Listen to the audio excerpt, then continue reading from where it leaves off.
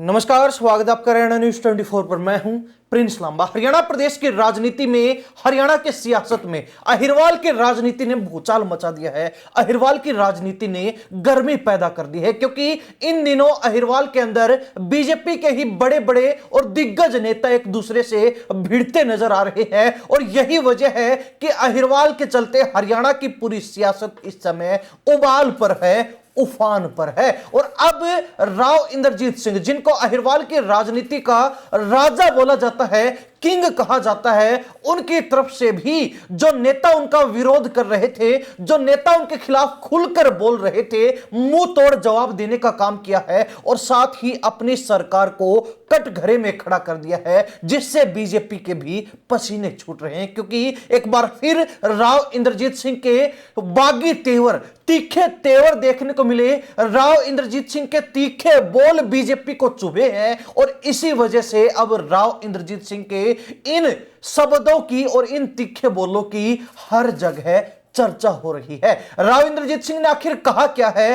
वो आपको विस्तार से बताते हैं। सबसे पहले आपको बता दें कि अहिरवाल क्षेत्र की राजनीति इस समय उफान पर इसलिए भी है क्योंकि पिछले दिनों नांगल चौधरी से पूर्व विधायक और हरियाणा सरकार में पूर्व मंत्री रह चुके अभय यादव ने राव इंद्रजीत सिंह का बिना नाम लिए और उनके ऊपर जमकर कटाक्ष किए थे। उन पर तीखा राजनीतिक हमला किया, बोला था, प्रहार किया था। उनका कहना था कि कुछ नेता जो अपने आप को यहां का राजा मानते हैं, वो यहां के राजनीति को, यहां के विकास को, यहां की विकास की राजनीति को गर्त में धकेलने का काम कर रहे हैं। वो लोग नहीं चाहते कि नए और युवा चेहरे आगे बढ़े, और जो भी कोई राजनीति में आगे बढ़ने की कोशिश करता है, उसी को वो बब्बर शेर खा जाता है। यानी कि इशारा स्पष्ट रूप से राव इंद्रजीत सिंह की तरफ था, और इसी बात का अब मौके पर जवाब देने का काम राव इंद्रजीत सिंह ने कर दिया है। राव इंद्रजीत सिंह का कहना है कि हमने सरकार बनवाई है, हमारे सहयोग के बिना सरकार ही नहीं बनती। तो वो लोग जो आज उछल रहे हैं, वो लोग जो ये बात कहते हैं कि अगर राव इंद्रजीत सिंह सीएम के साथ बनाकर रखें तो हमारे इलाके के विकास की फीत लग जाएगी और हमें भी जो है कुछ फायदा मिल जाएगा। लेकिन उन लोगों से पूछना चाहता कि अगर हम लोग सरकार में साथ नहीं देते, किसी पार्टी के साथ नहीं जाते, तो वो पार्टी सत्ता में आ ही नहीं सकती थी। तो उसके बाद जो लोग सवाल उठा रहे हैं, जो लोग उंगली उठा रहे हैं, वो कैसे चेयरमैन बन जाते, वो कैसे कोई फायदा उठा पाते, वो कैसे कोई पद ले पाते। स्पष्ट रूप से उनका कहना है कि सरकार हमने बनाई है, यानी कि अहिरवाल ने बनाई है। और इसके साथ ही उनका कहना यह भी है कि अहिरवाल ने जिस तरीके से सरकारों का साथ दिया है, उसको उसका वाजिब हक उस तरीके से आज तक नहीं मिला है, और अब जो है वो हक देना पड़ेगा। ठीक इसी तरीके की बात कुछ समय पहले रेवाड़ी में जब मुख्यमंत्री की रैली थी, तो उस मंच पर राव इंद्रजीत सिंह ने की थी, जिसका जवाब भी मुख्यमंत्री ने दिया था। उस समय मुख्यमंत्री ने कहा था कि अहिरवाल क्षेत्र नहीं बल्कि हरियाणा प्रदेश की जो लगभग 3.25 करोड़ की आबादी है, वो मेरा पूरा परिवार है, हर व्यक्ति मेरा अपना है, और हर व्यक्ति का विकास करना मेरा मकसद है।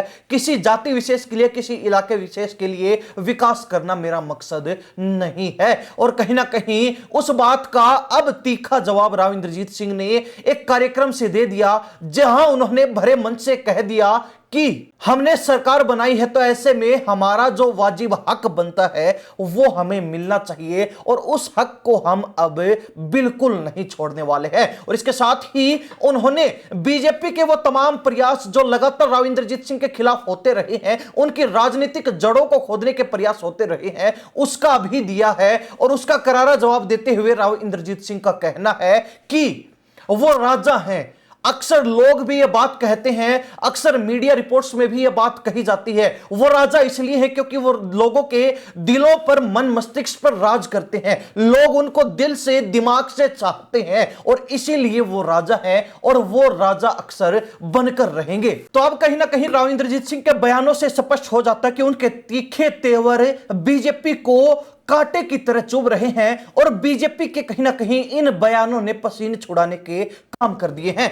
अब बड़ा सवाल यह भी उठता है कि न केवल राव इंद्रजीत सिंह, जो उनकी बेटी मंत्री हैं आरती राव, वो भी इस मामले में पीछे नहीं है। उनका भी एक बयान अभय यादव को निशाना बनाते हुए सामने आया था, जिसमें उन्होंने कहा था कि बीजेपी के ही कुछ नेता जिस थाली में खा रहे हैं उसी में छेद करने का काम कर रहे हैं। यानी कि जिस पार्टी के अंदर वो हैं, जिस सरकार के अंदर वो हैं, उसी सरकार को नीचा दिखाने का, उसी पार्टी और सरकार की फजीहत करवाने का काम कर रहे हैं और कहीं ना कहीं अपनी राजनीति चमकाने के लिए अपनी ही सरकार, अपनी ही पार्टी को मोहरा बना रहे हैं। तो कहीं ना कहीं पिता और पुत्री की ये जो तीखे तेवरों वाली राजनीति है, अब बीजेपी को रास नहीं आ रही है और इन्हीं बयानों ने पूरे हरियाणा प्रदेश की सियासत में हड़कंप मचा दिया है। हालांकि कोई नया नहीं है, कोई पहली बार नहीं है कि राव इंद्रजीत सिंह या उनकी बेटी आरती राव के ऐसे तीखे तेवर, बागी तेवर और तल्ख तेवर देखने को मिले हों।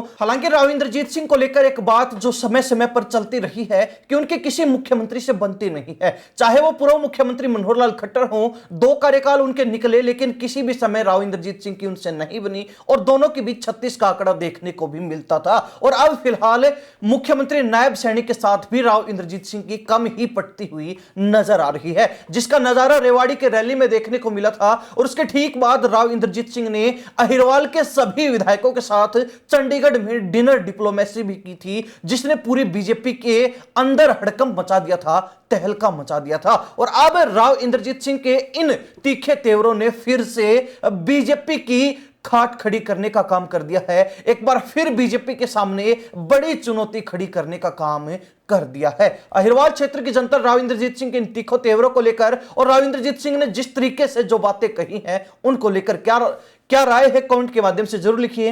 इन्हीं सब बातों के साथ मैं प्रिंस लांबा, हरियाणा न्यूज़ 24। नमस्कार, जय हिंद।